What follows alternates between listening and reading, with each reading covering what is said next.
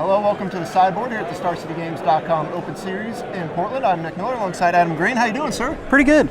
Pretty good indeed. We just had you on camera. I saw you earlier playing some Black-White Warriors. Had to get you on camera and you just ran all over Esper Dragons. It was fantastic. And this is like a shell of a deck we've seen for a long time. You know, people have seen the pieces. And you've put it together in a pretty nice, compact unit. You know, when you came to this tournament, what was in your head? Like, why did you want to play this deck, and why is it such a good choice? Well, when you think about it, I was looking at some of the other Star City formats, and a lot of them were running the Esper Dragons. Right. So I wanted to run something that was going to kind of prey on that, but still not give into the whole mono red thing that you're seeing all over the place too. Right, you're not quite as much all in as the red decks. Correct. You have a nice curve here. We'll go over all the cards. You got some pretty unique choices in here. Starting with Bloodsoaked Champion and Mardu Woe Reaper, along with the Shadow Spear as your one-drops of choice. Correct. 4 of course, Bloodsoaked Champion, you can bring them back. Now talk about Mardu Woe Reaper and the Shadow Spear here and the roles they play in your deck. They're just another early drop. The Shadow Spear specifically is really great against like Carroted, stuff that is going to get in the way. You just want to get damage through, keep pressure on. They can only block one of them, so you got to kind of make them choose. Right. Now the Woe Reaper here has like the little ability to kind of fight Graveyard Hate or be a Graveyard Hate card as well. Has that been an implication any in testing and play? Every once in a while, especially after Sideboard, because you can Thoughtseize, maybe get rid of a Jutei into the yard, because you always see that Spirit of the Dragon tomb, and this guy can get rid of him and you gain a life. Yeah, nice little combo there. Yeah. All right, of course you have a 4-piece package of both of the Chiefs, so your pump and toughness and power along with the edge and the scale. Correct. Now we're going to get some of the new ones here. We have the Bloodchin clan here from Dragons of Tarkir, Bloodchin Rager, and the Bloodchin Fanatic. Correct. I was totally surprised by the Rager here. Talk about how good this card is. The Rager just causes bad math. I mean, when you're swinging in and he's got to block with 2 guys instead of 1, it just equals more damage through and less time for them to start to stabilize. Right, we've seen that kind of Goblin War Drum ability before on certain cards, but this guy not only gives it to himself, but all the warriors, of course, all your deck's warriors. Correct.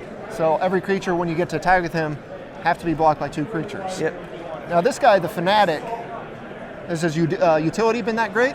Every once in a while when it comes into a lockdown situation, more than likely it's a swing, and whatever one they decide to block is the guy that you pitch to their face. Oh, okay. Now you've got Irration Foremost, the new kind of Silverheart here that's doing the double strike ability. All your creatures are warriors, again, theme deck here, so you can continue to trigger this. Correct. What's the biggest kind of amount of damage you attack with? It's funny because the Chief of the Edge, you get 2 of them, and then you get that guy, it turns into 8, 10, 12. Yeah. Normally it's around 8. Okay. Not a bad rate. 8 points is pretty good. Yeah. And like we saw on camera this round, you were able to bring it in, give a creature double strike. While they can still kill this, you still get the double strike out of it, so you're getting your utility. Still get some definite value from him. All right. Now we've got Brutal Horde Chief, a card that was spoiled. A lot of people like the new coming of Hellrider. This guy's going to be an all-star. But here, you've already got your Shadow Spear ability on this card, but now you get even more of it. Correct. But his real power is within you choose their blockers. A lot of times it's you assign their blockers to one dude and you get the rest of your team through. And he's been like an all-star today. All right. Looks pretty good. Those are your warriors. Of course, we have some other spells. Sorin, which just seems great in this deck. Yep. You want to keep, especially against mono red, you need a little bit of life gain, and he definitely just brings a ton. Not really in there for the vampires, just the pump and start swinging. Yep. Yeah, when you have a bunch of 1-drops, this guy's great at pumping that, giving you a bunch of damage through, especially in racing mode, like you said, against mono red. Really swing it. Your removal spells, Banishing Light and Valorous Stance. I mainly use Stance to save a guy instead of removal. You want to keep the damage on and you want to keep pressure on. Right. So saving a guy is normally the best mode. So when you play a deck like this, you said you wanted to not kind of have the follies of the mono red deck. Where's this deck really shine in those comparisons? Against the mono red, it's a little bit of a rough matchup, but when you're getting normally you're out trading them, your damage is more than theirs, and then so much, but it gets kind of clogged down, and that's actually the hard matchup. Right. Another card we want to mention here, we already talked about your 1-drops, but Bloodsoaked Champion with the raid ability seems like something you really want to do where Esper is the big thing, where they're just trying to kill each creature.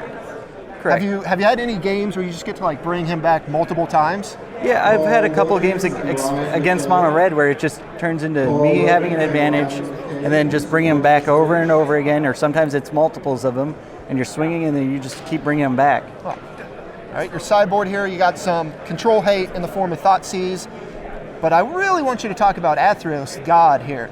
Athreos makes, once again, it's just a hard decision for control. I mean, do you take 3 and let me keep a guy back into my hand, or do you just let him sit on the board and eventually I get the devotion and he starts coming through? I would be pretty scared if you got Athreos active with the devotion. How many times have you done that? It's not as common because normally you're playing him to protect against the Wrath, and if they want to choose the Wrath, it's got to make the decision harder for them to, Right. either get rid of them or let them come back to my hand. Right. Just putting a ton of pressure on them. Mm-hmm. Now you have a bunch of the new kind of cycle of hate cards from Dragons of Tarkir. You got Self-Inflicted Wound and Surge of Righteousness. Surge has definitely got some mono red deck, and against anything that really wants to get crazy. It does kill Siege Rhino, sure, which is big, and so does Self-Inflicted. Right. But Self-Inflicted also hits a Jutai if they've only got that guy. It hits Caratids when they're like your early game. Mm-hmm. I think Self-Inflicted Wounds is super strong. Definitely.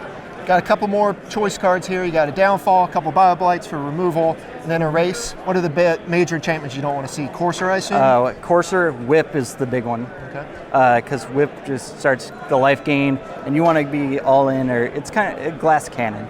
Okay. When you're making this deck, were there any cards you wanted to try to get in that you just didn't have room for? I kind of wanted to play a couple more of the 1-drops, but when you're looking at it, you don't want to flood out and then just be like, well, I don't know what to do. All right.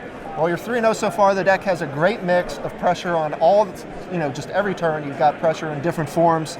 You got a bunch of dash. You got a bunch of gain and drain, double strike. It looks pretty sweet. Congratulations. Hope you keep winning out. You're 3-0. You got 6 more rounds today. Stay tuned to StarCityGames.com all weekend long for the action here in Portland.